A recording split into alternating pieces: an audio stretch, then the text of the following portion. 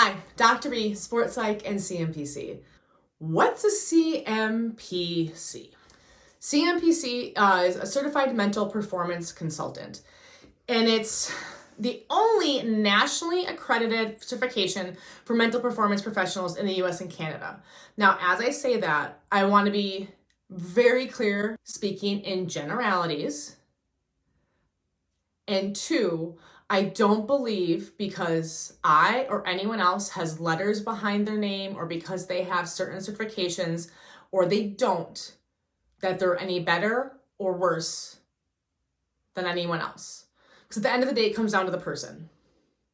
I'm sure we all know some people who've got some really cool accomplishments, letters, certifications, impressive resumes, and you go, not in a million years am I going to work with that person. So, okay, there's my nuance piece. There's my warning. Now let's just get into the CMPC piece and what does that actually mean? But the real piece that I think is important to understand is anybody can call themselves a mindset coach, and I think we are seeing a lot more of that in social media. If somebody has that CMPC designation, that means they have gone through a specific combo of educational. So there are certain core competencies that I have to have and X amount of credit hours that I have to have for that. There's work requirements, which is supervised clinical hours. So before I could even get the CMPC, part of my coursework when I was going to school was not just the school piece, but as I'm doing my clinical hours with individuals and groups, I'm also meeting with a supervisor who happens to be a CMPC. So all my work is supervised and I'm having regular meetings so we can talk through things.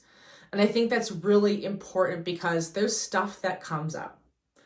Whether it's in the athletic world or that professional world, there's some really nuanced things, and I'm gonna get into that in a moment. But all of that is just so you are able to apply to take the CMPC exam. So that doesn't even mean you just get to go and sit for the exam. You still have to apply. And what I believe is the biggest distinction between someone who has a CMPC and doesn't. And again, the world is changing, especially in the sports psychology space. So just because someone doesn't have the CMPC doesn't mean they haven't done these things. Okay. It's becoming something that we're recognizing it. The Association for Applied Sports Psychology is recognizing that we do need to make sure that we are doing a better job of regulating and making sure we have not just educated professionals, but ethical professionals that understand their scope as well and can navigate some of the really tricky relationships that kind of pop up, not just in sport, but in that professional world as well. So a huge piece, a huge discussion piece are the ethics. And what does that mean? One, I already talked to you about being a sports psychology consultant in previous videos. I'm not a licensed mental health provider. So I cannot diagnose or treat a specific mental illness or mental disorder. However, I do have to be trained enough, and in my assessments, in my intake forms, I have screenings, I have things to help me go, is there something that's going on that maybe the individual is unaware of, that is going to be out of my scope, that I am not qualified to work with, and how can I help them get the right person in front of them to work through this?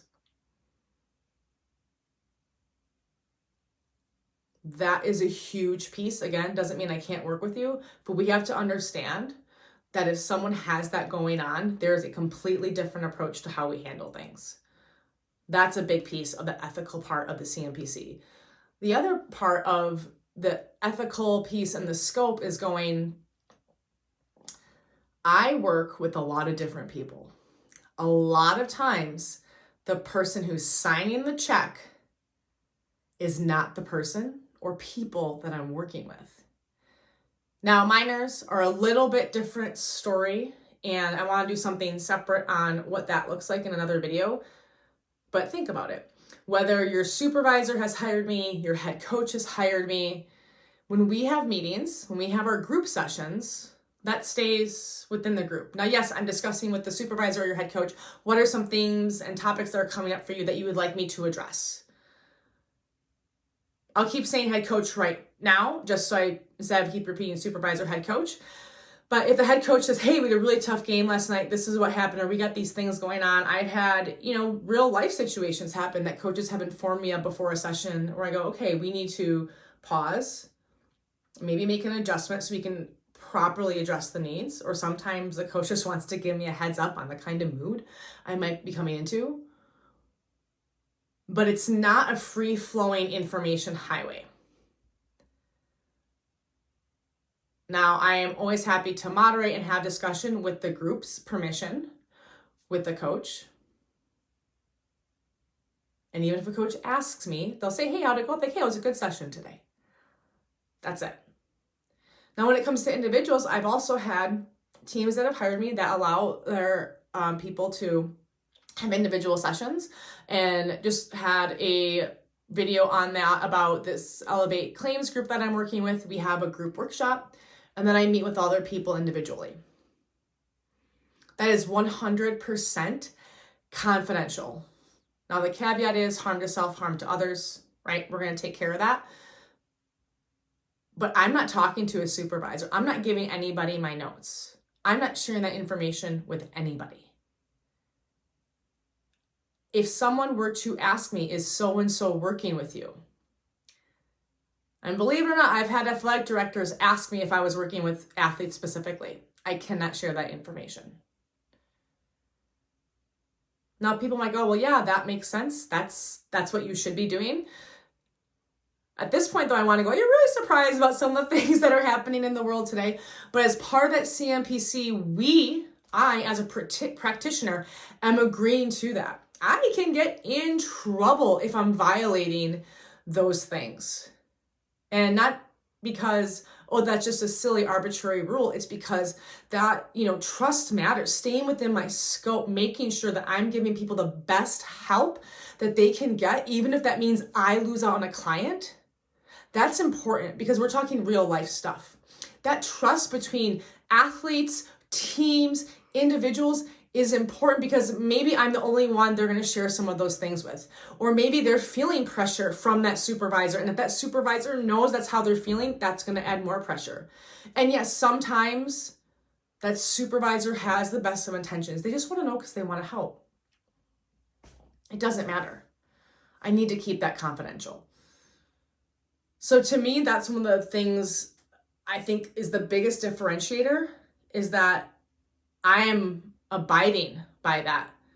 That is not a joke. That's not something I do just because I feel it's right. I mean, I do it because I feel it's right. But also that's, if we're going to do the work that we are doing and be successful, we have to have that, that feeling of trust, that feeling of safety.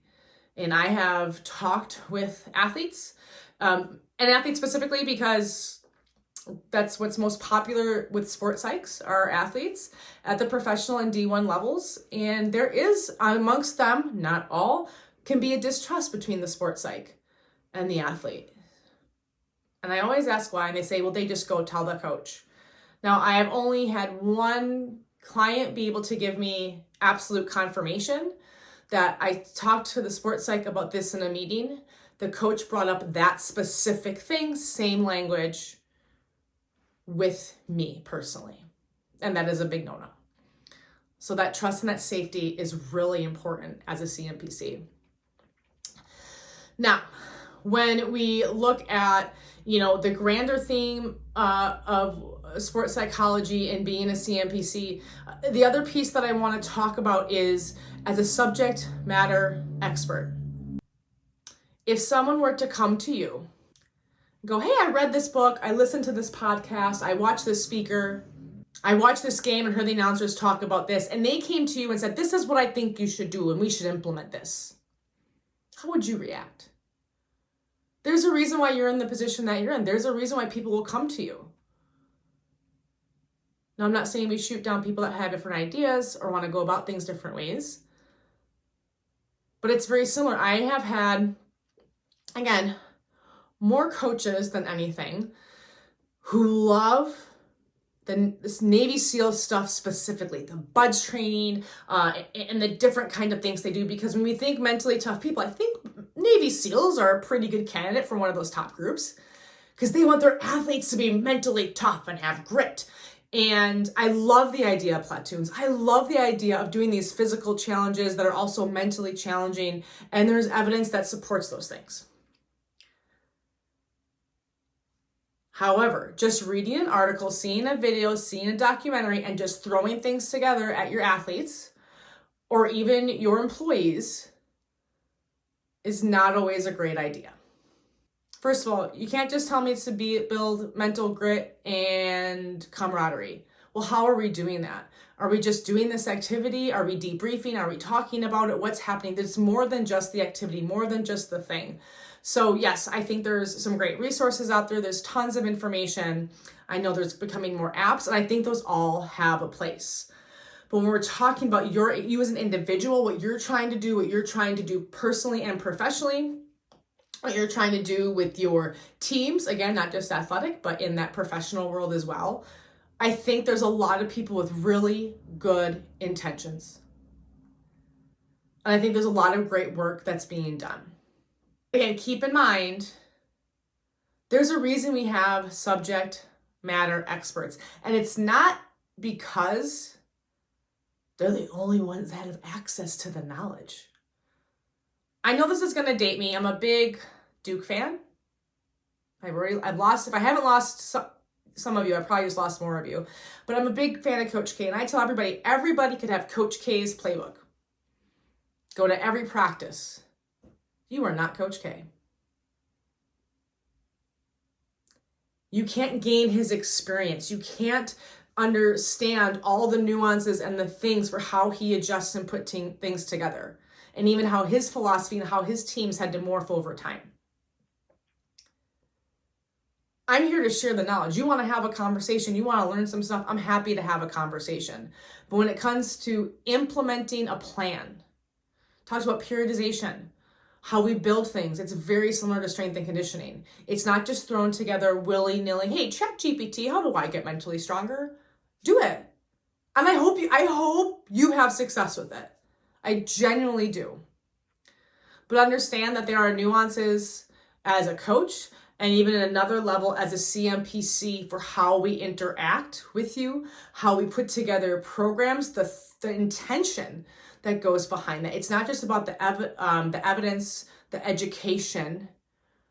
It's not just about the knowledge base. It's also understanding this is how we safely and effectively implement these plans so you can reach your goals.